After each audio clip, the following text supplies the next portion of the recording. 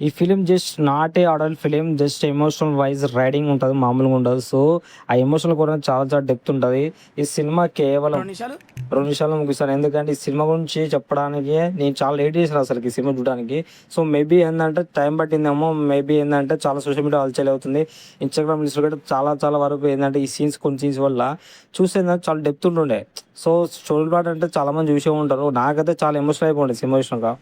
'Love Sonia' ఈ story plot వచ్చేసి just సింపులే. ఎందుకంటే మన గ్రామాల్లో ఉంటున్నప్పుడు ఏందంటే మనకి చాలామంది బీద వాళ్ళు ఉంటారనమాట. సో, వాళ్ళకి డబ్బు కావాలంటే ఏందంటే అక్కడున్న ఉమెన్ ట్రాఫికింగ్‌కి సంబంధించిన వాళ్ళు ఏం చేస్తారంటే సో, వాళ్ళ కూతుర్ని ఏయమంటారు. సో, లాట్ ఆఫ్ మనీ ఇస్తారు. సో, వాళ్ళకి సరెండర్ అయిపోతారు.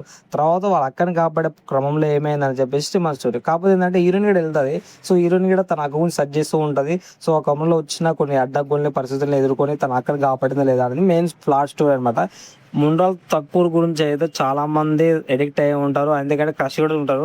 కాకపోతే కొన్ని సీన్‌లలో చూసినప్పుడు అయితే చాలా ఎమోషనల్ అయ్యి ఉంటాను నేను. ఎందుకంటే ఒక చిన్న పిల్ల, సో, ఆమెకేం తెలీదు.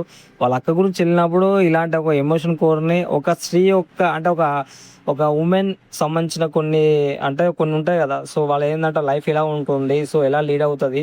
సో, వాళ్ళకున్న సెక్యూర్ కొంచెం ఎందుకంటే ఇంత ఇబ్బంది ఉంటదా కొన్ని దేశాలలో, కొన్ని అంటే ఊర్లలో.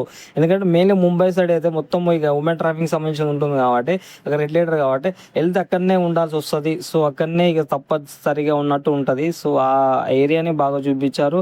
వాళ్ళ లైఫ్‌ని చాలా బాగా ప్రెజెంట్ చేశారు కూడా. ఎందుకంటే ఇదొక లెసన్ అనమాట ప్రతి ఒక్కరికి. సినిమా చూసాకైతే చాలా ఎమోషనల్ అయినా నేను. ఆ ఇంటర్వెల్‌కైనా, క్లైమాక్స్‌కైనా చాలా చాలా ఎమోషనల్ అయి ఉండే. సో, సినిమా చూసాక చాలా ఎమోషనల్ రైడ్ నా అసలకి.